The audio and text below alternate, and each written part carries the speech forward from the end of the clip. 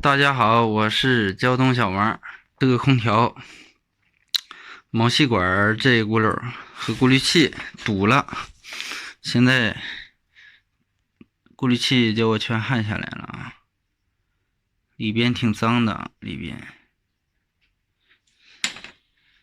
一共两个啊，一头一个，全部焊下来，不要了。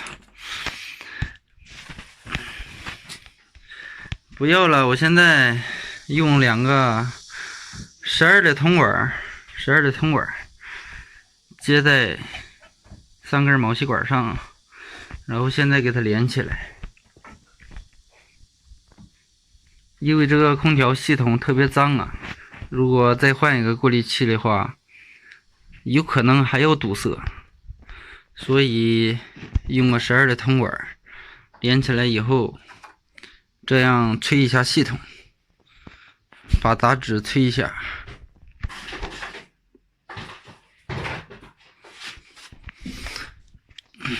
从这个地方打压，从这个地方出气啊。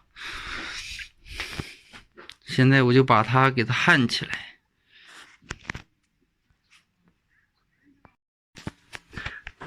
现在已经焊上了啊。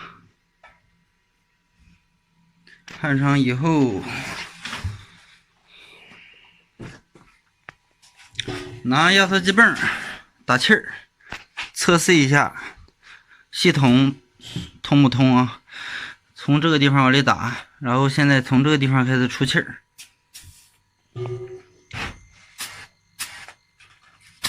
大家听见声音没有？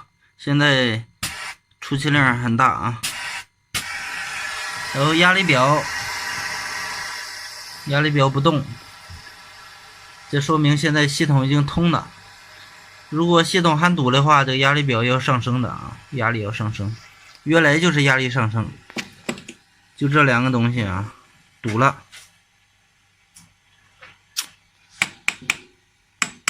哎，这是脏东西啊，堵死了。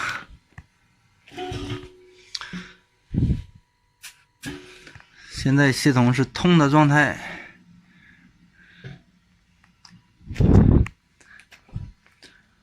所以这个内机管路堵不堵判断比较简单的，从一端往里打压，如果另一端不出气或者是出气量很少，压力表上升的话，那一般都是内机管路有问题了，堵塞了。一般是脏堵和油堵啊，它不会冰堵。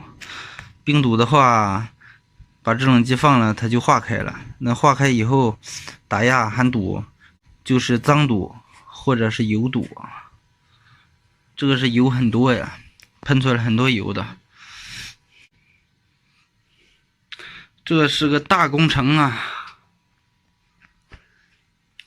内机管路修完了以后啊，外机也有问题啊，外机压缩机坏了。就是因为内机堵塞造成压缩机损坏。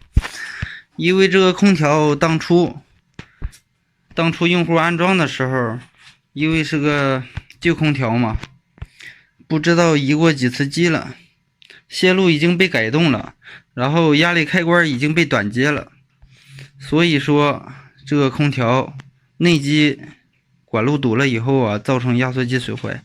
如果当初这个线路没被改动过，带压力保护的话，压缩机一般不容易烧的啊。它这个是带压力保护的，但是它现在压力保护线呢已经被短接了，已经失效了啊，已经被短接了，所以没有特殊情况，尽量不要更改空调的线路，要不这个压缩机骨轮的一般不容易坏的啊。就是因为它给短接了，所以才把压缩机烧了。